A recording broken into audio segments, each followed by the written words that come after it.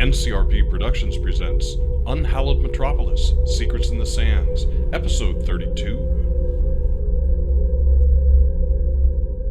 Good evening and welcome again to Unhallowed Metropolis, Secrets in the Sands. This is Barry, your Game Master, and before we get started, let's meet everyone.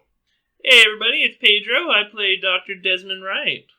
Hi, it's Sequoia, and I'm running Frankie the Undertaker. Hello everyone, my name is Ty, and I'm running Ray Callahan, our Pugilist. Hello, I'm Michael. I'm playing Dr. Everett Wolfe, and I'm playing the easiest role I've ever played right now. Hi, this is Matt, and I'm playing Aiden Samir Carter, Antiquarian. Hi, this is Jill, and I'm playing Raya the Mourner. Okay, so last game, and actually the last couple games, it's been kind of a downer. If you've been listening, and we've all been playing it, the group has just gone down, down, down the depression hill and everything else along with it. We're going down the rails, Yep. but now we've lost the rails. Infighting, group fighting, losing, death, all the things that you expect from an Unhallowed Metropolis campaign. Last game, Dr. Wright started working on Dr. Wolfe, endeavoring to figure out what had happened now that he has stopped his attack.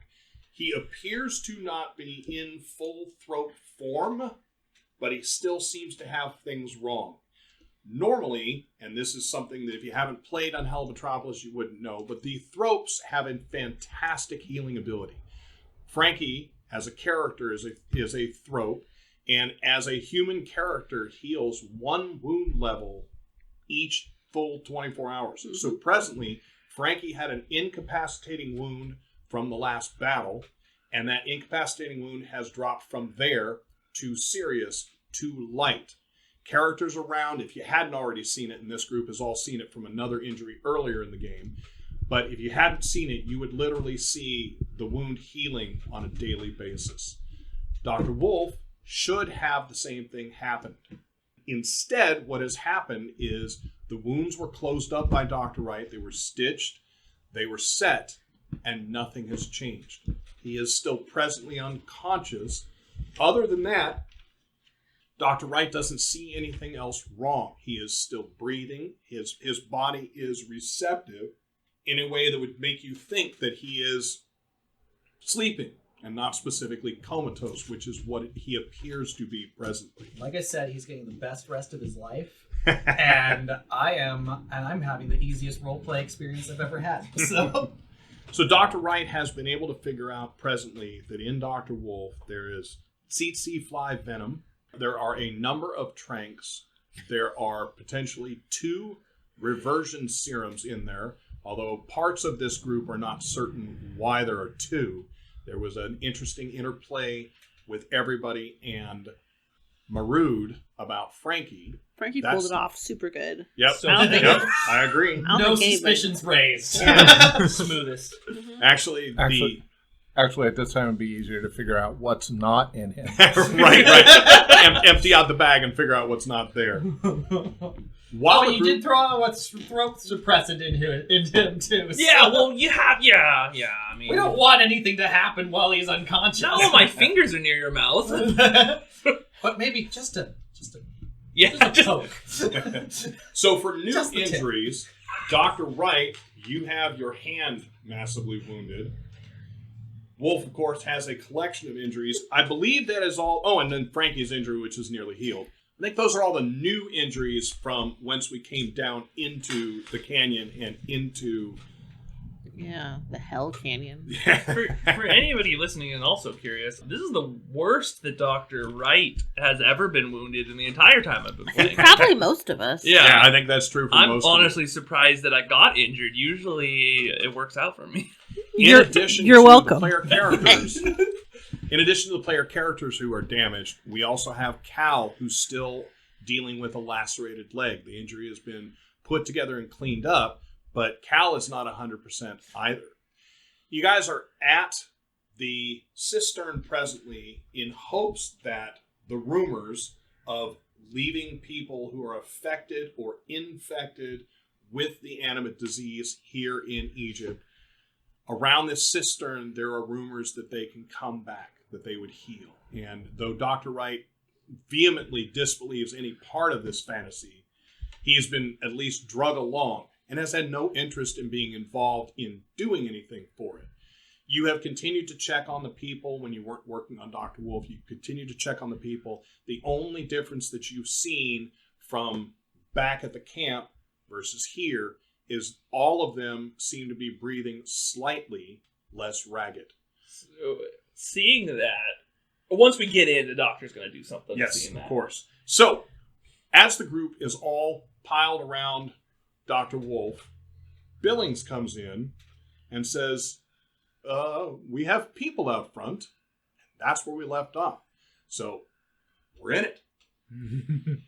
Oh, good God, more of them. Will one of you please go and deal with this? Frankie will get up with his headsman axe and start kind of, making his way to the front. Sure, still using it somewhat as a crutch, Yeah. right? Frankie, do be careful. Always am. And as you come forward, and Billings says, "Oh, good. And Frankie, you speak their language, yes? Yeah. Perfect." So Billings then turns out, as you come closer, there are 5 people, Bedouin clothing, but in addition to that, armed against the cold, they are also wearing a secondary hoodie, which you see currently flowing. It's not that cold yet. Remind what time of day it is again?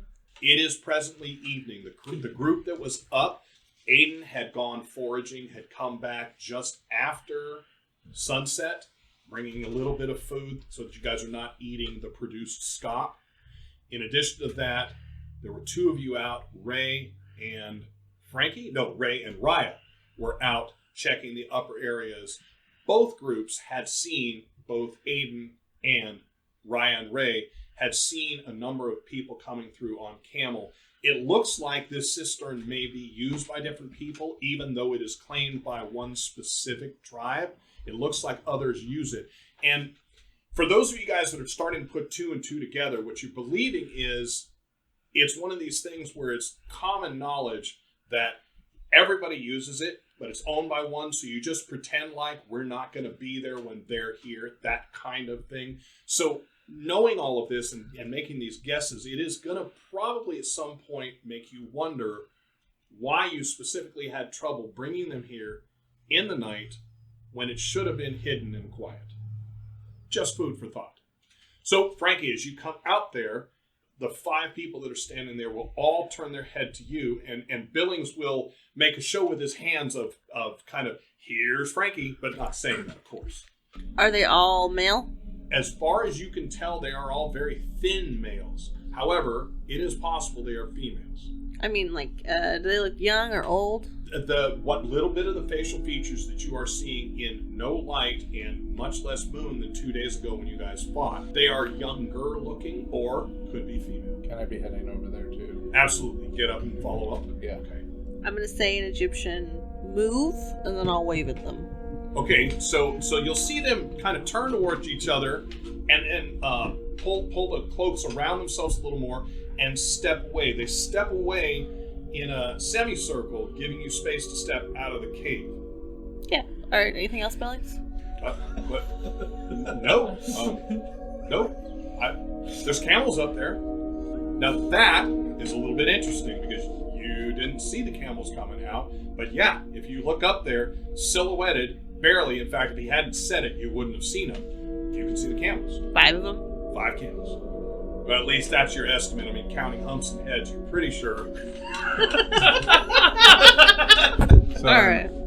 I was going to say, and so in Egyptian I'll say, greetings, travelers. What brings you here? So let me ask Frankie, what did you do when they stepped aside? Just kind of stood there. So you had them step back in the semicircle. All right. So you ask them that. The one steps forward and speaks, and you're fairly certain it is a young male. And he says, "Good day. We had heard that somebody is fixing people. Yes. We do have a doctor, yes. Oh, this is so good. Would he come? Would he come to our camp?" Let me talk with him. He's very busy. What camp do you come from? And they will tell you a Bedouin name, Jakar. Do I recognize Not that? something that you would recognize. No. Akbar's Bedouins are the only ones that you have a close relationship, meaning to say that you have seen other ones. Obviously, periodically they come through Cairo, but there is a possessiveness to each of the things that they bring in. Some of them bring in artifacts, some of them bring in food stuff, some of them bring in potentially alchemical components. Akbar's group has been so successful for you, so consistently bringing in artifacts that you've never really worried about. Again, Akbar's group are the ones that are closest to the pyramids of Giza. Okay. Please wait here one moment. I'll go speak to the doctor. So as he turns around, they don't move in anymore, but they do clump at the top of the semicircle, and the five of them start talking and chattering, listening. Go ahead and give me a wits roll. Aiden, what are you doing? I'm going to go walk up to the doctor, but I'm going to stay 10 feet back just because he was making a big deal about that. 17. So with the 17, you are fairly certain that at least 3, possibly 4 of the speakers are extremely young males, or more realistically, females. So you've stepped out. He's not going to look up. He is still discussing with you, Dr. Wright. Aiden approaches. You're still discussing with the people around. What did you stick him with? You're still kind of going over in your head. I see you. I envision you mulling it continuously over in your head. Yeah. And then the other thing that I was gonna do, I want to go to each of them at some point. If you want to do it before this or whatever, but I want to go to each of them to see which one is breathing the best out of all of them. Which one looks the least deteriorated, and I want to take a sample of blood from them. Gotcha. That won't happen yet. Yeah, So, Aiden. Do you have a second doctor? Well, yes, Aiden. What's going on with those up front? Are they here to kill us? They have heard word of a doctor being here, and we're hoping to. I have been here, 10 days, and the entirety of Egypt knows I'm here, that I'm a doctor? How is this? How? No offense, but medicine isn't a very common thing down there, and usually only the rich can afford it, so. I just mean, who's telling all these people? Word of mouth and such. And so, what, they would like my help as well? Did they bring injured? I kind of have the impression that they might want us to go somewhere with them, but I'm not sure, but they would like to speak with you. Alright, fine. I will take my mind off of trying to figure out what's going on with this one to go and see what's going on with those ones. What do you think we'll get out of this? You know, between you and me, it's not a bad thing to have friends in the desert. Especially if you get lost or something.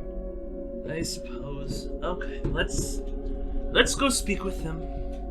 So, Frankie, while you're out there with the group, when they're done speaking, they kind of all turn and stare at you. Now, you are no longer carrying the Warhammer. You're just carrying the headsman's axe. That has been traded and left back at Akbar's tent. Yeah. Correct? What happened to the axe the doctor had?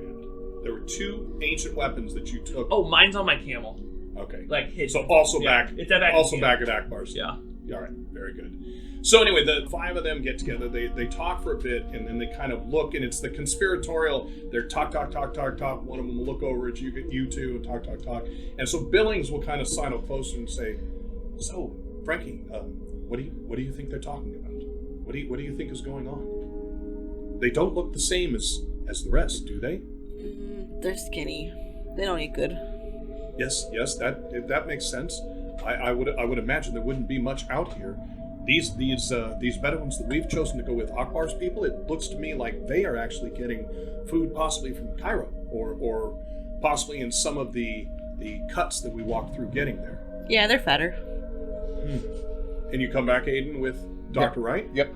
So as you guys come forward... I'll come and lean on Frankie a little bit because my leg hurts. Right, and I was going to ask, because your leg actually hurts now from real pain. I have my cane. Now I'm actually using my cane. I was going to ask, and so you are using the cane inside the cave. Man, I haven't been actually walking right with this thing for a while now. Amazing what this in-life experience is giving me. And as I pass Wolfe, I sap him with it. Oh, it didn't work, darn. Okay, so we go out, yes. And all right. So the one that spoke to you last time, the younger male, will say, is this him? Is this the doctor? This is the doctor. His name is Dr. Wright. And your name is? Mine? Abda? Abda. Okay. Yes. And Yes. Dr. Wright, this is Abda. Hello, Abda. And he does a flourish where he steps forward, puts his hands down towards the ground and his head down to you, and he says, Dr. Wright, as best he can. It's a young man, you're guessing 16, 17, not much beyond that, possibly a bit younger. They grow up fast in the desert. Yes, Aiden, could you please ask what they need help with? The doctor would like to know what you need help with. Well, we were hoping that he could come back with us to camp. We have many injured. What are they injured with? What happened? They are cut. Cut. Yes, wounds. Wounds. And he's making incision lines with his finger along his body and chest. Were they attacked by other tribes, or were they? We do not know. When they came back, we do not know. They came back. So they said that some of their members came back and they looked like they had been attacked. They have a lot of cuts across their bodies, and they need like someone to basically just patch them up.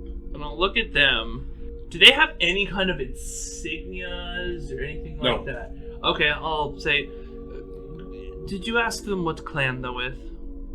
What What tribe tribe? were you with? And they'll tell you again. I didn't come up with a name Right, because I didn't but- think it was going to be That important. was Jakar. I think that was Is that what I Jakar, said? yeah. All right, there we go. Jakar. We got They're Jakar. with the Jakar. Wonderful. Now, could we please ask the Bedouins to make sure that this tribe is not part of this tribe? So wait 1 minute, and I'll go over and talk to Akbar. So you head back in. Yeah. All right. So you head back in, and they start. As you head back in, you've remained Dr. Wright. So they are talking to you, and it's first the young man who was talking, and then the others step a little closer, and they also begin talking to you. It's fast, and sadly, it's gibberish. And Frankie, the few words that you know don't seem to come up. But at one point, the young male puts his hands out, and they stop. He says 3 or 4 words. You're thinking maybe it's 4 words, depending on where the accents hit. And they all look at you. I'll just say, I know you're not going to understand this, but I don't understand you. And I'll point at myself, and then I'll wag my finger like, no, don't, and then point to my ear, and then point to them. Okay, so at this point, and we don't need to go into rounds yet, but at this point, all 5 of them brandish small swords. They don't look really nice as far as swords go. They look like they are either poured into sand and then stone sharpened, or potentially they are just old swords that have been in the ground molding for a while. But they all pull. Frankie, for you do not look and see any of them holding them in a way that you believe that they have used them very much, if ever. But they all pull them. Now, they do not step any closer, so they are in a small semicircle anywhere from 6 to 8 feet, depending on where they are in it, away from the 3 of you. And Billy says, "Oh my!" I want you to remember, Barry, because we had made a plan this early on. I have my bandoliers on. Yes. Okay, cool. So, I'm going to look at them, and I'm going to look at Frankie. Frankie, if they move an inch, will you please stop them? Look, for all we know, this is some kind of greeting thing. Where's Ray? And Ray! Their swords aren't going to do anything. Ray! So Ray, you hear him. But I will step a little more in front of the doctor, Oh. and I'll get into like a fight-ready position. Ray, you know? and I just find Ray, and I just lift my hand up and do the come here please motion. And do you walk or move quickly? You walk. Ray, make haste, please. So as you step in, as you take one step in, they stay weapons brandished, but they take one step back. Yeah, I'll hold. Okay. I'm not very interested in killing a bunch of teenagers. Number 1. Number 2, I don't think that they're a real big danger. I don't think Frankie's dumb enough that he'd do it back, like as a greeting. But so he'll just stay where he is. Okay. And Billings says, "Oh, what do you think they want?" Billings, don't worry. Can We're you about get to back figure in the this- cave? You may want to step back. There could be gunfire and swords and whatnot. Okay. I'll step back in. Maybe Mei Ling might need something. And Yes. he daughter's back inside. She's like, don't send him to me. Yeah. I just had him on watch. What are you doing? Curse upon your family. 5 minutes to myself. So, Ray, as you come forward, you see a standoff. And what you see as you come forward is a reasonably calm Dr. Wright, a reasonably calm Frankie, who has his weapon out, and you're certain could be moved into a damaging position quickly, and 5 normal-looking Bedouins, all brandishing swords. That's what you walk up to. I would ask why, but at this point I don't care. Are we in a What do you fight, Ray? mean? Is this a fight? Are we fighting right now? So Ray, if you could you please, and I'm gonna be frank with you, I am very tired, so I don't want to mince words. Could you please figure out what these lads want and why they have released their swords from their sheath? Because they are about 10 seconds from all having holes in their head, and I'm quite tired. I have entertained the thought of helping them, and this is what I get. So could you please tell them I do not speak their language, and that is what I was trying to convey, and for them to sheath their weapons. So, Aiden, you get up to Akbar, and I'll just lean down, see if he's awake. you don't think he's awake, but you don't think it'd be much to wake him. Okay. And most everybody has been in whatever kind of relaxed mode you could possibly be in this situation. Right. So I'll kind of gently... Well, is his son up and around near here? Nod? Yeah. Nod is over by his mother's animate husk corpse. Oh boy. It's not a corpse because she's not dead, so... I'll go over Yes. to... I'll Pre-corpse. actually go to Nod then and All right. say, hey Nod, the Jakar, are they an enemy? You say that, and his hackles get up, and he stands up. He says, "Where?" and draws a weapon. Oh, hold on there. They're not friends. No, they are the ones who were in the cliff face. They shot my father. All right. Just wait here. I'll go take care of it. What? They are here? And he turns. He says to the group. He announces. Says, "We are under attack." And all of the men No. draw no, weapons. No. Stop. Stop. We are not under attack. For the record, this one was not on us. Stay here. But if they're out front, we should get rid of them. I will deal with it. My father wouldn't accept this, but I'm a calmer man. Mr. Duel at 6 a.m. I'll No. wait here. Note the duel never happened, so I think he's cooled down quite a bit. That's fair. I'll give him that. So I'm going to head out, and I'm going to see them and say, So Ray, Alright, what are you kids doing out here? And why are you pulling your swords on a bunch of foreigners? he is the only doctor that's around, and he has told us no, that he wouldn't come. He must come. It is... You understand the ways of the desert. I see you. White and red, but still, I see... Oh, screw you!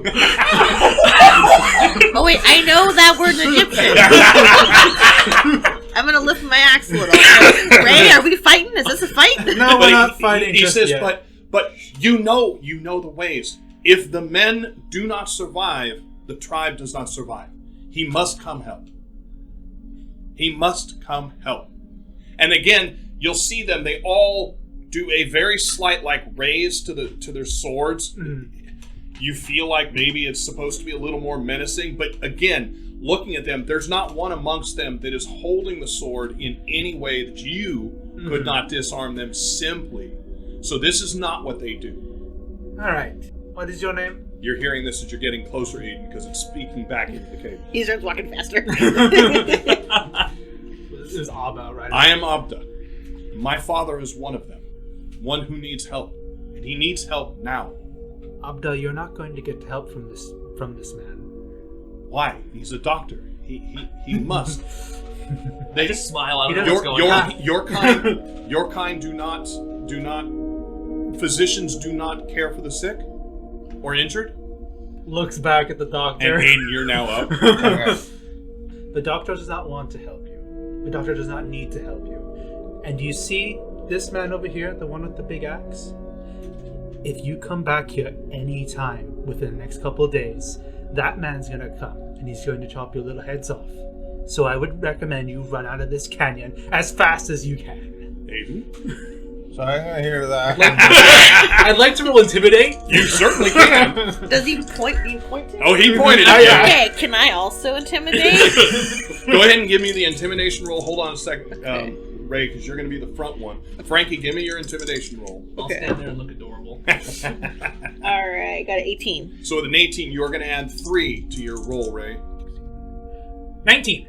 Okay. So, and Aiden, you've heard all of that, and you were up there when he makes that final threat. So with that threat, they will all step back. 2 of them drop their weapons that clatter on the ground, and they quickly pick them back up. But nobody, I mean, it looks like they're doing everything to hold everything together constantly. That's their entire focus bodily. I'm gonna. Aiden! Doctor, can I talk to you for a second over here in private? Yes, and I'll look at the lads and I'll put up one finger. I'm just like, oh, wait right there. So they and you will see this, they all step 1 step back.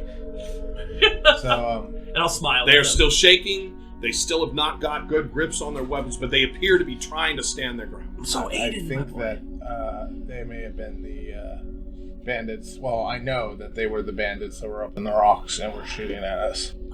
So the people with the cuts that they were talking about most likely could have been, and I'll look over at Wolfe. Look into the cave. Yeah. How bad do you think those like cuts would be and stuff? Real Well, bad. you saw the throat, yes. Yeah. I've known very few people, and I'm lucky to count myself amongst them, that have survived a throat attack. Further, So my thinking is, if we drive them off, they'll just only come back here with more numbers because they sound pretty desperate. yes, well, there's a way to stop that. Well, I mean, yeah, we could. Never mind. So you'll definitely think they need surgery or something along those. Well, here's what I can say. If by some chance Wolfe was in a frenzy and was not accurate, and just scratched them, they'll need stitches and perhaps some minor surgery. Nothing that I couldn't accomplish. My question to you then is, to what end? It's an opportunity. I mean, it potentially prevents them from coming down here with more numbers and causing more of an issue. But, I mean, it's really your time. The other thing is what's to stop them from recognizing that we are foreigners and that we might be the ones in the cistern, Well, considering they brought us back from there. They already know we're foreigners. But I guess I was using it more as an identifier. It should be pretty simple for them to put 2 and 2 together that the people in the cistern were the ones that were the cause of their predicament. How close are you guys? I mean, we're pretty I close. figured just Hearing over. distance? Yeah, I mean, well, actually, I don't know. How far did you take me I away? was just probably 5 or 10 feet Yeah. over, over, so they just couldn't read our lips or anything. And I'm not being quiet because I assume they don't speak English. I mean, we could take one as like a hostage. That's a good idea. He might know ways to the pyramids that your dudes don't. Whatever the dude equivalent is in Victorian England. Your gents. Well, it'd probably be limited to we let him go as soon as we... Do you know, do each of these tribes have, what was the term, shaman or, the woman that was at the Yeah. other, they do? Yeah. Have you ever witnessed anything like we witnessed the other night at the Bedouin camp? Yeah. You know, it might not be such a bad idea to go look in on them, actually. God, But you're I kidding. need a translator. Well, I'll go with you. Wonderful. And also I have some questions for the young lads. Okay. So, Aiden, this is a bad idea. Yeah, but I mean, Aiden, no risk without a big no big reward without big risk.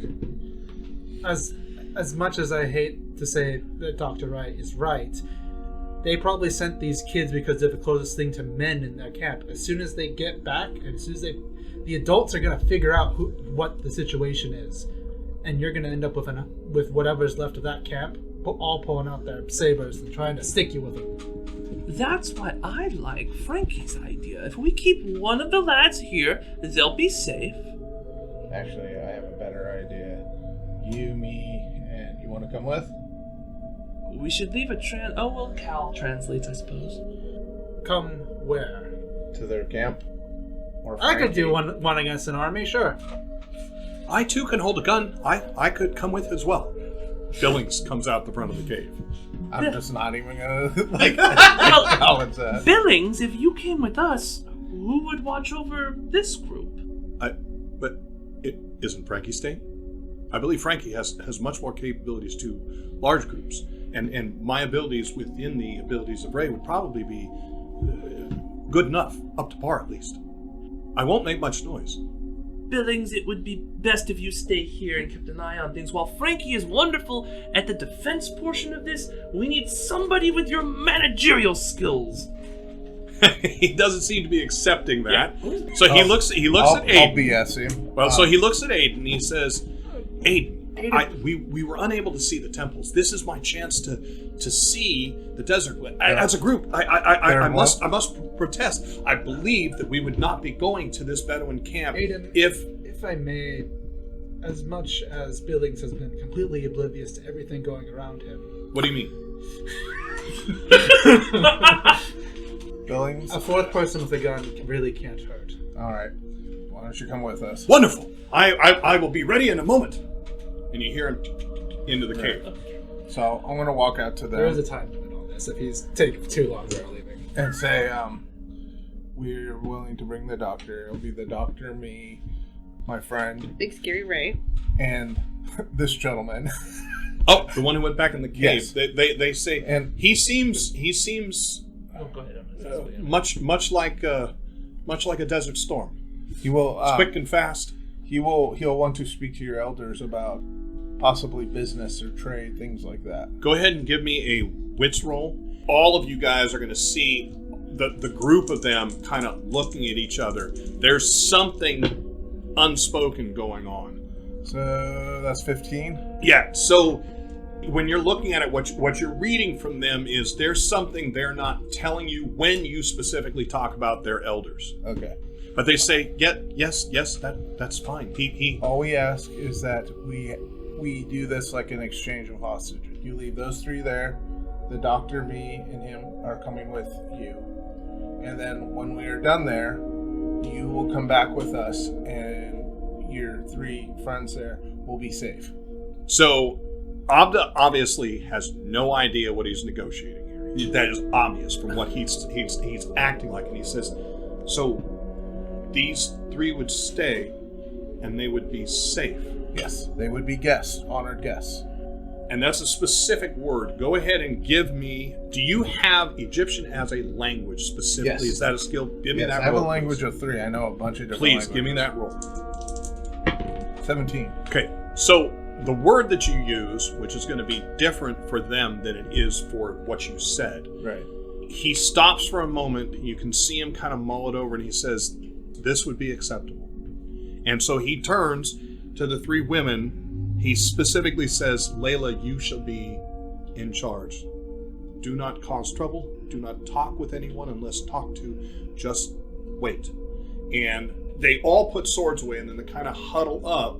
And then as a group of three that have become one, they kind of move towards Frankie. No swords are out again. And the other two put away their swords I as want to look well. at Frankie and say, I'm asking you because I trust you the most. Can you make sure nothing happens to them? They look very scared as they come towards you. No harm will come to them. Thank you. Aiden, there's a little bit of a problem with that. I've been thinking it over. I got a little too excited. Frankie needs to come with me.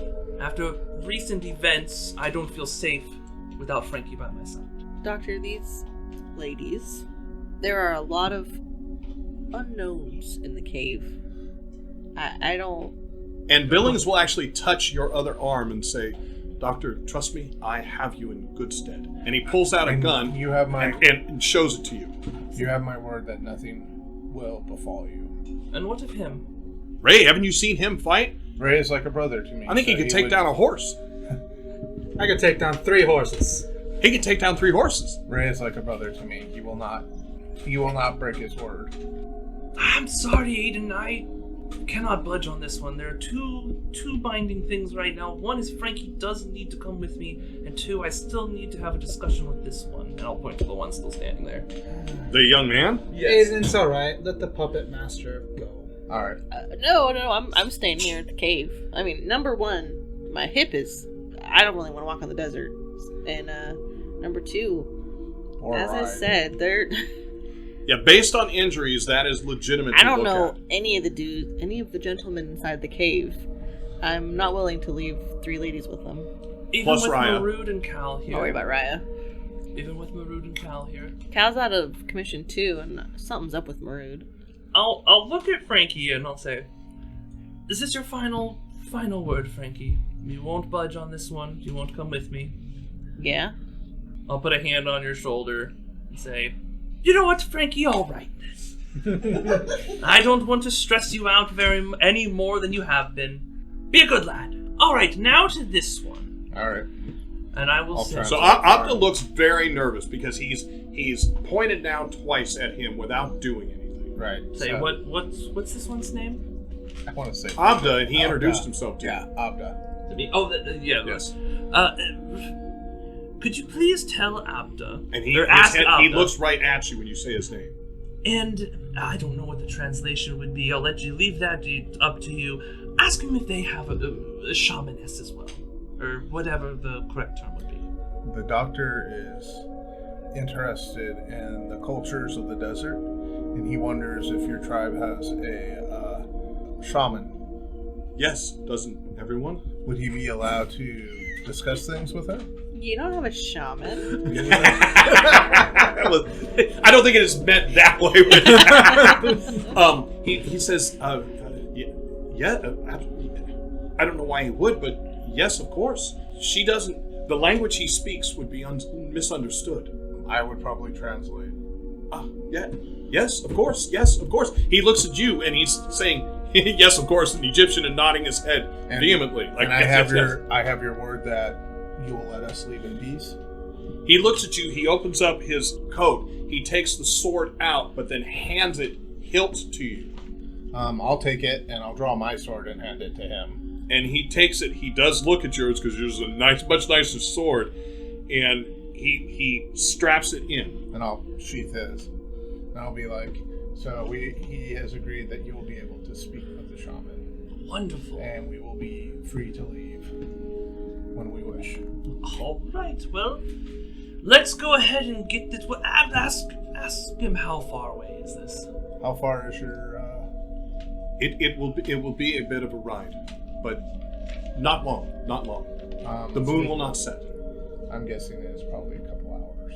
All right.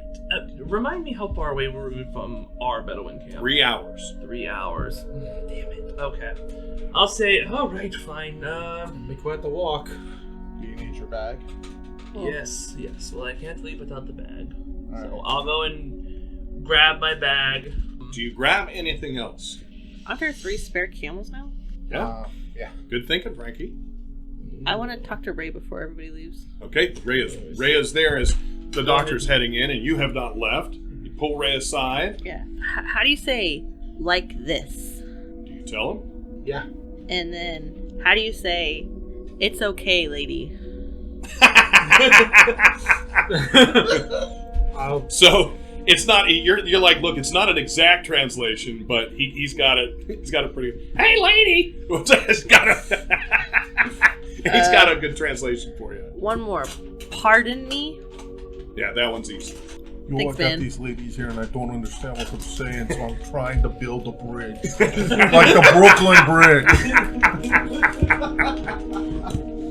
All right. So you, Frankie, are going to bring the women in. Where within the cave do you bring them? Do you bring So I want to remind you guys, the inside of the cistern cave is huge. The front half is broken river stones, some very large, some maybe 200 or 300 pounds in weight. The majority smaller ones, so you don't run in here. The water itself has been held back within the cistern walls, so it's moist in here, but it is not running water. In the back half, you have the cistern itself, which is very large, around 25 feet across. There are a number of lamps set up on it so that the cave is well lit around the cistern near the back, but has light most of the way to the front. If I remember correctly, the majority of your characters, because of the wretched cold outside, are in towards the cistern lamps. but are still within the rock area and not around the cistern, which has been cleared somewhat flat. That is where all the beds are. The beds currently wrap the cistern. Farther back, again, maybe another 100 feet in depth, there are 2 spaces where you can go deeper into the cave. You, or Raya, and I apologize, it's been a few weeks, I don't remember who, one of the 2 of you went all the way back to see the front of both caves. I did. So, and you saw the front of both caves. You did not go down, but it is a large cave, a very large cave. Where do we park Dr. Wolfe? Dr. Wolfe is not too far in. He was, before you moved him around the cistern, about 150 feet in, but well outside of the cistern circle. What's Raya doing? Right now, I'm sitting over by Cal and Marud. Yeah, I'd probably bring them over there. Okay. So as you bring them in, Cal is going to ask what's going on, and is then going to talk with them. They seem to calm a little bit as Cal speaks. Is there anything else that back in the cave group needs to do before I move on? I want to start instructing them on how to hold their swords better. Wow. Okay.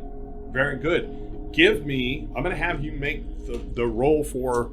I'm thinking, is it unarmed combat or is it melee? I apologize. Melee. Go ahead and give me a melee weapon.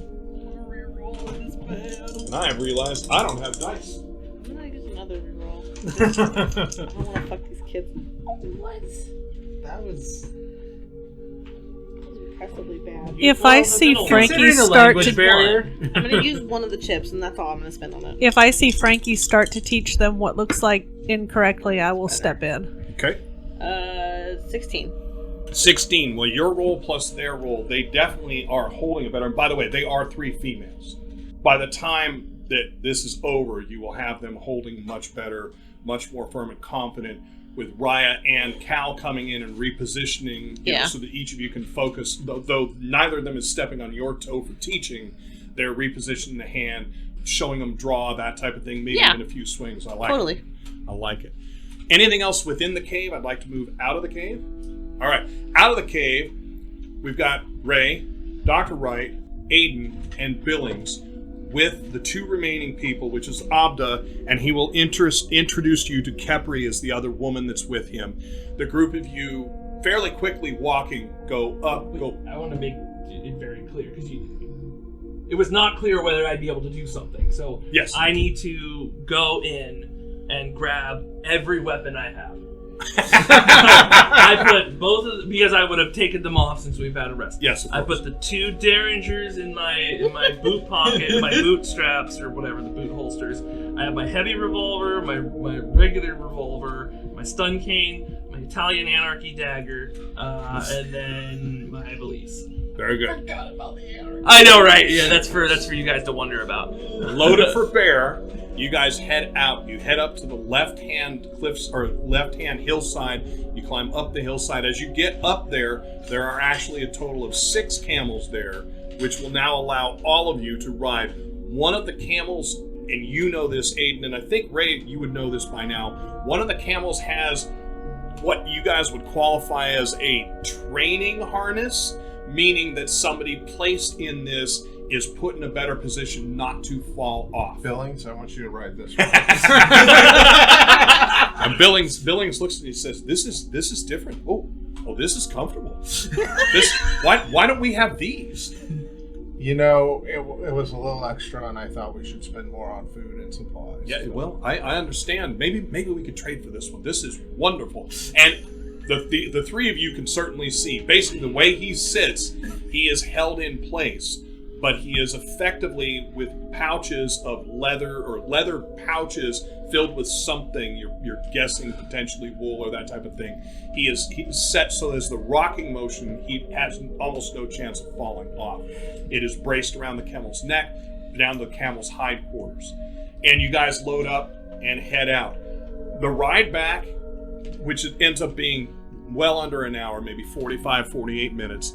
The ride back, I'd like to have each of you guys give me a coordination roll. Unless you have riding, I think. I have ride. All right, so go ahead and give me a ride roll instead. Oh, I have 1 coordination, so this would be great. I have 1 in ride. And Ray, you were fairly damaged from drugs. I want to remind you that you are fully up from the drug problem. Yes, I'm fine with that. But I got 18, so. All right, 18 is fine. 13. is fine. 13. Is fine. So the group of you guys ride. Now, you're not riding at full speed. For the two people who've ridden camels before, they can go faster. But you are well beyond a simple plodding walk. You are trotting at this point. As you start coming up the hill into the camp, what you're realizing is the camp. This is in basically a cleft up the hill. For you guys, you see it's very defensible at this height and this distance. Billings, of course, is making comments going up. It appears that he's talking to himself, but once in a while he'll direct the comment to whichever person of you he ends up being near. He seems to very quickly have good control of the camel and seems to ride more comfortably than he did previously, again, because he's in basically a baby seat. All right. He's in something he generally can't fall out of. As we're going there, I'm going to talk to Abda? And I'll say like, would you be willing to trade me one of the saddles that my friend is riding in? He says, yes, trade would be okay. We had figured your doctor probably hadn't ridden before. We did not expect the older one there to take it. He looks at Dr. Wright. He said older one. Anybody looking at the two of them, Billings probably does look younger than Dr. Wright, but Dr. Wright, even cut up and beat up, looks in much better shape than Billings. So I'll tell him, the doctor is a man of many talents. He isn't what he appears to be. He is a doctor. He is a doctor. And he can do what is necessary. Yes. And when he's saying doctor, it's more medicine man, apothecary type of word than actual what we look at as doctor. Right. But it's still, you know what he means by it. So did your men return from the desert, or did you find them out there? Or? He kind of bows his head a little bit and he says, no, we did not find them. They rode in. They were near death when the camels brought them up the threshold. And you see what he's talking about as you guys are starting to ride this up. It is a small path that has been tamped down by the camels going up. As you come up, Aiden would see this. Ray, I think you would see it too. I don't think Wright would notice them. But for you guys can see basically nest positions for weapons. Going up, there are at least 4 of them that would put you guys in a crossfire trying to assault from here. And most of the way around this hill that you can see, or a small mountain that you can see, there is no other way up. As you come up and in, the camp itself is in the depth of a small valley on the top of the hillside, maybe 3,000 feet across, maybe 2,000 feet wide. So large enough. Right. The camp is laid out much like the other Bedouin camp, much like Akbar's camp. This one has an area for the camels to be that is set off from the other collection of tents. This one you notice, because you guys effectively are looking for it, this one you'll notice there are 2 tents set quite a ways off, separate. They are definitely not camel tents. You're guessing that is potentially where the shaman would be if the situation here is much like Akbar's is. As you're brought in, there is only one person that is out and about in the open area, not to set you guys with the camels. Abda brings you over there and uncamels himself and starts tying everyone else's camels up. The one who is walking around looks to you guys by stature to be a man. He is carrying a weapon. He does not have it raised. You don't question if he can use it. Are those nests like machine gun nests? No, they would be like simple gun, like rifles. Nests. Okay. Yeah. You don't see a Gatling gun or anything like that loaded up in there. Just they're set well so that somebody assaulting this would have a difficult time. And he's got like a rifle too. This one, no, you don't see anyone in the nest. Again, no, I meant the guy. But the one walking around has a rifle. Okay. So Abda says, you and the woman that was with you, Kepri, she immediately, once she's off the camel, she just basically slides and runs as Abda is tying up all the camels. And he seems to now really strike you as a young man. Again, for the 2 of you who have dealt with these people of the desert, he is very respectful to you. He offers his hand to help you down, which is not a show of your inability to get down. It's a show of respect offering to you. But he offers to take down as soon as you're comfortably down from the camel. He will tie it up. He takes everyone's there. even before you guys start walking in, he asks, can I get you water? Which again is the same type of greeting. This shows that they are accepting you here as friends. You would not give an enemy water. Right. Would you please bring some for my friend, pointing to Billings? Mm-hmm. And then He I says, think we are good. yes. So he hollers in, bring water. You hear him yell, and all you guys will hear the noise, but you'll hear him yell, bring water in towards the tents. And two women, Capri and another female, come out. And now that you're getting to see her here in the camp, he is probably 14 or 15, not even the 16, 17 that you initially guessed. And Capri, you're guessing, is probably 12 or 13. The other young lady that comes out is probably about the same age. So they both come scurrying out with jugs and small clay cups. And they're brought, each of you is poured and handed by one of the two women the drink. Billings will down his, and okay, he'll set it down, he'll set it back to them, and they'll come back over and offer by show to pour again, and Billings will, oh yes, please, and they'll pour a second one, which he will also drink. They come to you and offer the same thing, okay? And if you guys are thirsty, Ray and Aiden, if you think you would, they'll refill yours as well. They only refill it 2 times, the first and the second, but they do that. They'll collect the cups, and Abda says, if you'll come with us. I'll drink the one and then hand it back and say if they no offer for the second. again, I'll do like the 3 times. Not very good. Aiden, it's important that you must know. We can go look at the injured, but I must speak with their shamanist before I can perform any medical treatments on them. So there says the doctor says he must speak with the shaman before he can perform any treatments. He needs the blessing. I understand. Abda turns to you, and again makes that same hand out, forward bow, head down in front of you, and then he turns to you and says, "Then by all means, we must go quickly." All 3 of you go ahead and give me a wits perception roll. You are walking to the 2 tents that are off from the rest, which is exactly, Aiden, what you would have thought. 17. 17. 17. 14. The 2 17s. So what you guys will notice is Billings is looking everywhere, but not like the bouncing puppy dog.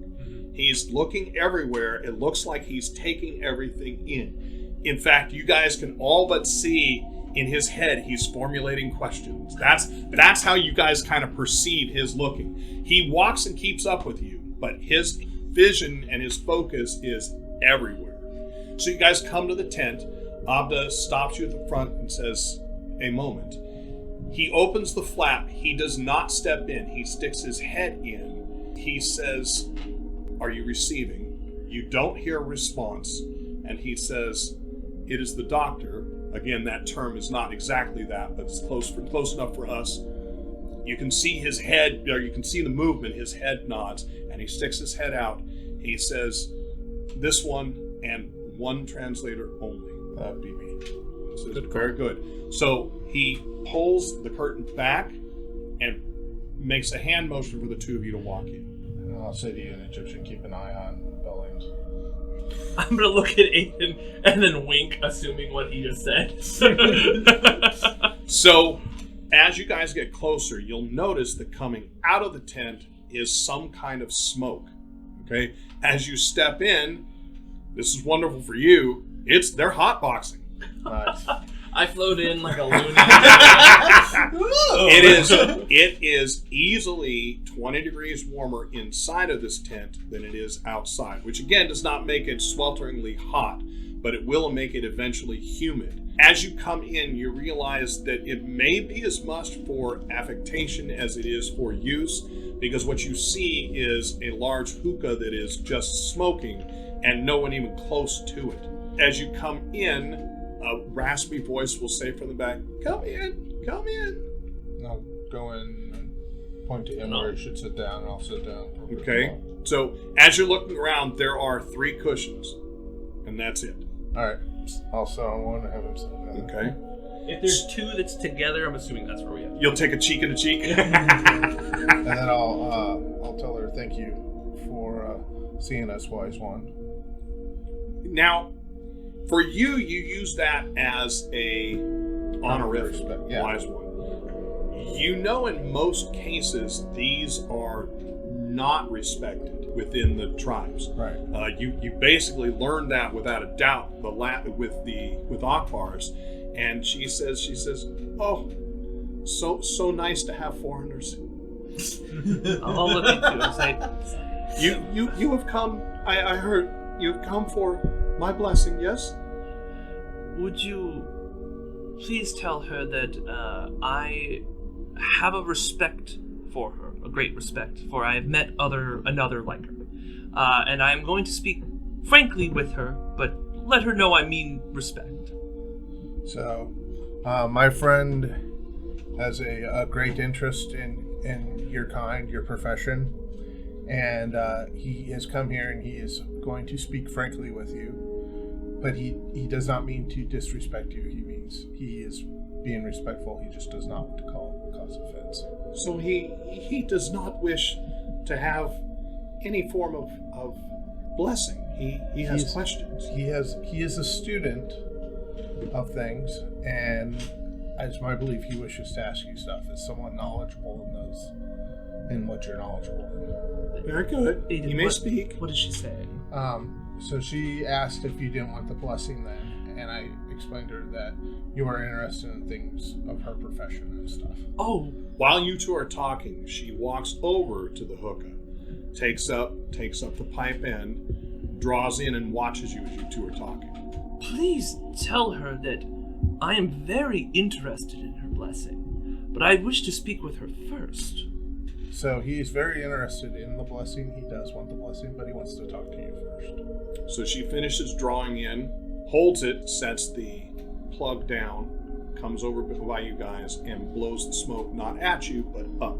Okay. She says, very good. Let him begin his questions. Please ask her first. Let her know that I have seen what another in her profession has done, and see if, rather than using a translator, I would like to speak with her privately. See if she can do as, I forget her name, did, and tell her that I know that others have been able to speak my language. Let her know I wish to do that with her. I wish to speak with her alone. So he has seen what others of your kind have done, and he wonders if you can speak the language of the mind. So she looks at you, and she looks at him, and then she looks right at you and Aiden. She says, out! Go out! I'll nod, and I'll leave. Thank you, Aiden. She takes a few moments. You see her move her hands a few different ways. She closes her eyes. She opens them again, and she reaches around behind her for something. You're not certain what. She brings up what looks like a very nice jeweled dagger, slices her finger, sucks the blood from the finger, holds it with her fingers while she sets the dagger back down. She reaches again. She grabs 2 leaves. Now, again, you have seen some bushes and trees here, but these leaves, even amongst the smoke in the very minor light in here, are vibrant green. Not sickly green, not grossly fluorescent glowing green, but what look like healthy leaves. She chews both of them, and she's in your head. Hello, yes, but that wasn't exactly what I had in mind, but this works perfectly. What may I call you? I am Ornella, and I have more power than many that you've seen. Well, Ornella, that is wonderful, for I am here seeking such power. You will not get it. No. I do not want your power. I would like your aid so that I may aid your people. I have been in an unfortunate incident with some people that I travel with, my friends. And as you can see, I've been, and I'll hold up my hand, injured, and I'll point to my leg. So as you hold your hand up, she will get in one step. She will go out of her sitting position and grab your hand. Go ahead and give me a will roll. Counts concentration will help. I'm just bummed she didn't let me get a hit. Okay, so Contact high. Yeah. concentration. Yeah, can I at least get a hit off the hookup before I have to leave the tent? So that is going to be a whopping 16. So with a 16, she will grab your hand. You will visibly see lightning spark out of where the connection is, and she releases it. She says nothing and goes and sits back down. Interesting. This is fascinating. I do hope that my companion Aiden did say to you how much I respect your profession. I've seen how you're... He also said you would be rude. Well, he was wrong. I have no reason to be rude to you. It is fine. Most people don't treat us with much respect. As I've seen, that's why I wished to show you that I mean respect. Now, being that I am a healer, I wish to go and heal your people. I have more people and my own companions that need healing as well, but as you can see, I am a bit injured, and well, it takes quite a long time for these wounds to heal, and I was hoping, and I do have trade if that's what you wish, or if there's some other metaphysical trade you'd like to do, we can talk about that as well, but I was hoping you'd be able to heal me so that I may continue healing the world. So she looks at you, she gets up. Hold out the hand again. Yes. Turn it over. Yes. And she walks around while you're holding your hand out. Give me a wits perception. Ooh, that's actually really good. 17. She is not looking at your hand. Okay. She is looking at every weapon that is obvious. Okay? Yeah. And she takes a walk around you. She comes back. She says, I can do this, but for trade, to safeguard myself and my sister. What is it you require? I have some very... Those two. And she points directly where the hidden boot derringers are. Say, you have a very keen eye. May I grab them for you? If you wish, you may grab them yourself. I mean you no harm. I know this. And I'll reach down slowly, I'll pull them up, and I'll say, these are of course yours, and I can give you more if you wish. So she takes the two from you. She looks at them and sets them down. Mm-hmm. She says, the hand, again. Okay. Turn it over. Okay. Okay, that was good, Barry. That was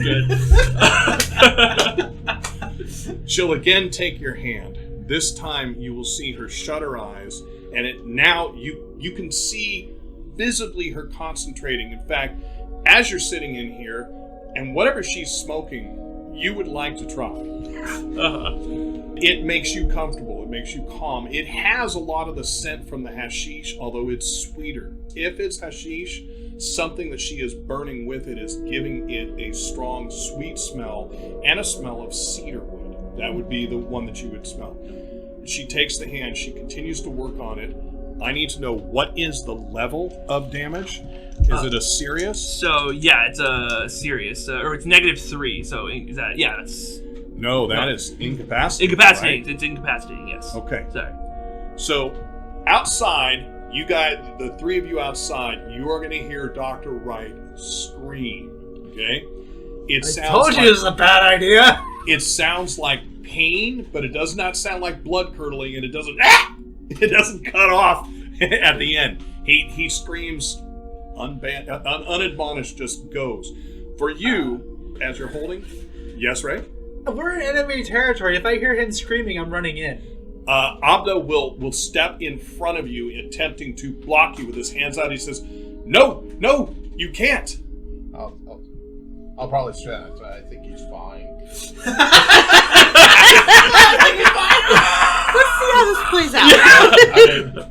Not yet, Ray. Fine. So inside, you're kind of just floating with. There is something going on in your hand, and you know in the back of your mind, it is excruciating. So it is changing literally as you watch. You no longer see lightning. You no longer see anything except the hand just visibly changing in front of you. For you guys outside, the screaming will go for as long as it appears he can hold his breath. It will then end like he has run out of breath, not he has been cut off. You'll hear the deep intake of breath, and he will scream a second time. It's a total of 2 minutes that you guys hear this, with him doing this. Basically, two runs of him screaming. I have just sucked 1 year of your life.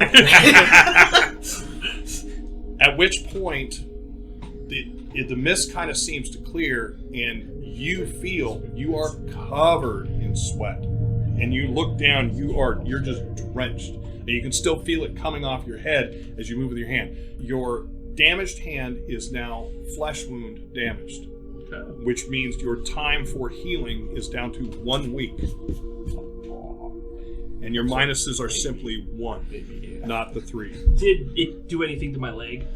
You didn't ask her about that. Okay, well that's coming So back. it does not appear. It does not appear that that's a piece of it. Okay. She says that should do. Yes, Oh. you should be able to work with that. Oh, She looks visibly older. Okay. Like identifiably, you can look and see it must have taken something from her. So I'll say, my word, I am so grateful. I can see that took something out of you. I hate to ask, but do you have the strength? And I will give you more. I will give you something I know you have never seen before. If you can heal this leg as well. I will give you, let's see, I will give you something that I've been carrying for a long time. I will give you 2 things. 2 things I've been carrying for a long time that mean a great deal to me. So she looks at you. She hasn't said anything, but she has sat down. Yes. And sitting down is where you really notice that she's not the same woman she was when you walked in. Yes, I'll say, and I'll open my bag and I'll say, this is one of them. It is a very powerful medicine from my home. And I'll pull out a vial of white liquid and I'll say, this is Strix. Anybody who drinks this will have a clean slate of a mind. It's a very powerful thing. I was able to procure it some time back. And I give this to you in aid, if you may. The other thing that I will part with... She'll take it from since you handed it. Yeah, and I'll say, the second thing which I do not wish to part with, but means a great deal to me as it is sentimental value, if you are able to heal me, is this. And I'll pull out the dagger, or take it off my belt, and I'll say this. This came off an enemy of mine that caused us pain, and I've carried with me for some time now. Now, which dagger is this? This is the Italian anarchy dagger. This is an actual important thing to me. If you are able to heal me the rest of the way, I will give these 2 things to you. One of great power, and one of great sentimentality. So she looks at you from her sitting position. She's turned them both over. She sets them down in front of her, not giving them back, but not obviously taking them. She says, there is no way that I have power left to do this, but let me ask Benu, possibly. And she gets up. She is shaking as she walks farther back into the smoke where she disappears. You can hear a tent flap move, and a few minutes pass. For you guys, we are now up to about 6 minutes. Doctor has stopped screaming. Nobody has gone in or out. What are you guys doing while you're out there? Billings is looking around the camp. Not a whole lot. Probably just standing there. I'm good with that. Do you look around? I mean, you have not been into this Bedouin camp. I mean, Ray is on high alert. There is something kind of poking at the back of his mind about an item that he's carrying, but it's so low priority right now, he's not worried about it. Okay. Aiden? I'll probably take a swig from my hip flask and see if Abda? wants a swig. And this is what? Alcohol? Gin. Gin? All right. Well, you're guessing, assuming it's water. So he takes a water type swig and coughs and chokes half of it out and looks at you and says, What is that? Gin. Good stuff. I believe I don't like gin. But he does seem to finish swallowing. No one likes gin. It's more of an acquired taste.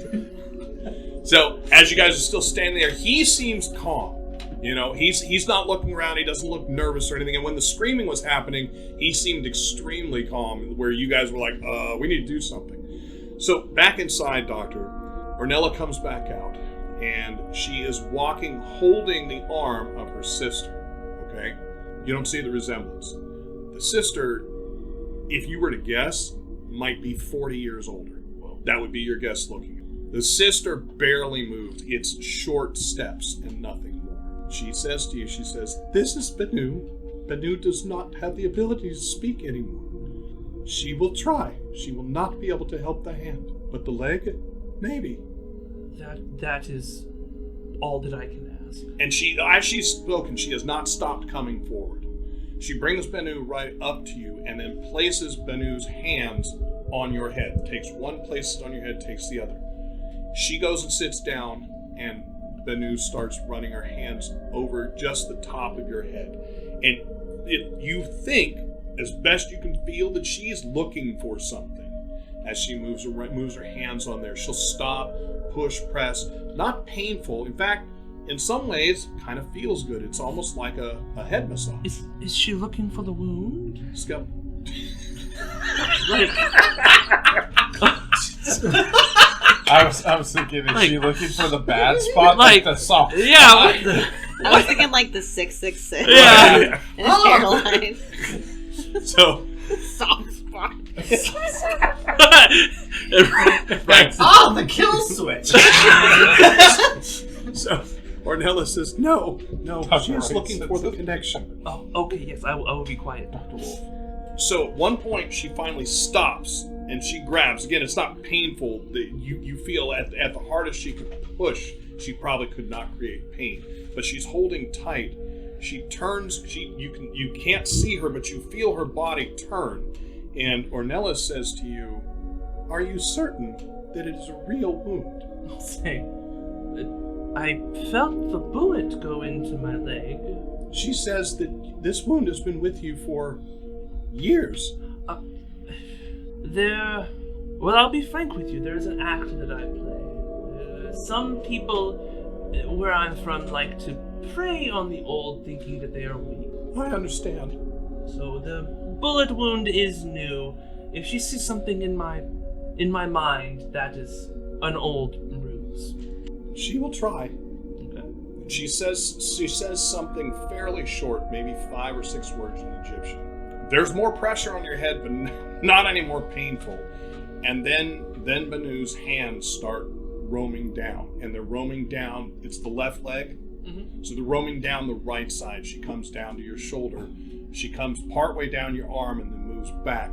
Now that she's there, you can see that her eyes are cataract over. She doesn't see. You're confident of that. At least not the way you see. She then starts running her hands down, back up your arm, back down your back. She is on the right-hand side of your spine. She moves down to where the hips are, where you're sitting. She then gets on her knees and comes around. She comes from the right-hand side around to the left-hand side. Never loses contact with your body, but runs her hand down to where the actual wound is.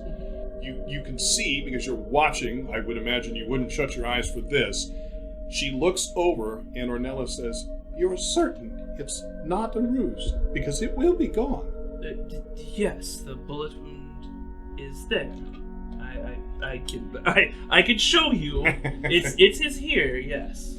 So in my head, I'm like, okay, this might not be the best thing, but okay. So Benu then moves her hand, and one digit, you're guessing her thumb, but from the way her hands are sitting, you're not certain what, shoves into the wound. Go ahead and give me this is going to be a coordination roll, but I'm going to have you add concentration to it. Pedro, say versus UFIA. You said sorry, Coordination. Coordination. Okay, so that's going to be 15. So with a 15, you guys again outside are going to hear him scream, but in here, you also are going to scream. You know you are. The pain that comes out of it is excruciating, and it races up your leg and into your head in the area where she was putting pressure. That goes on. The scream for you guys outside, again, is basically a minute long. For you inside, it seems like an eternity. When she releases her hand, Ornella says to you, "That is all she can do." Well, I thank you. And I'll look down at the wound. Well, you got pants on. Oh, that's right. Does it feel any better?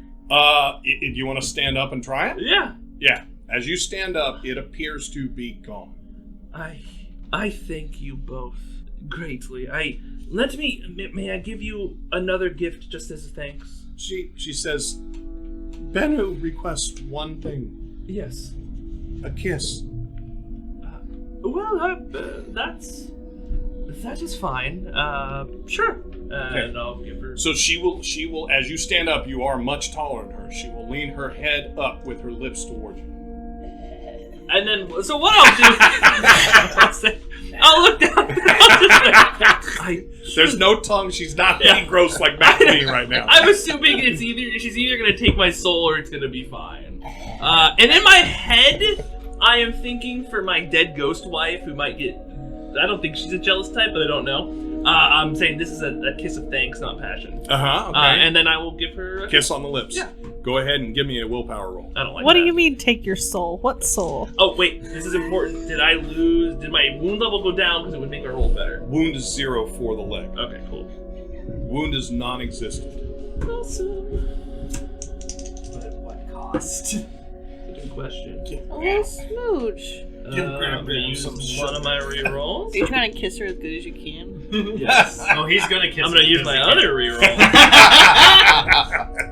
I'm gonna use one of the center. You get one. That's fine. I just want one. Okay, that's all I needed. All right.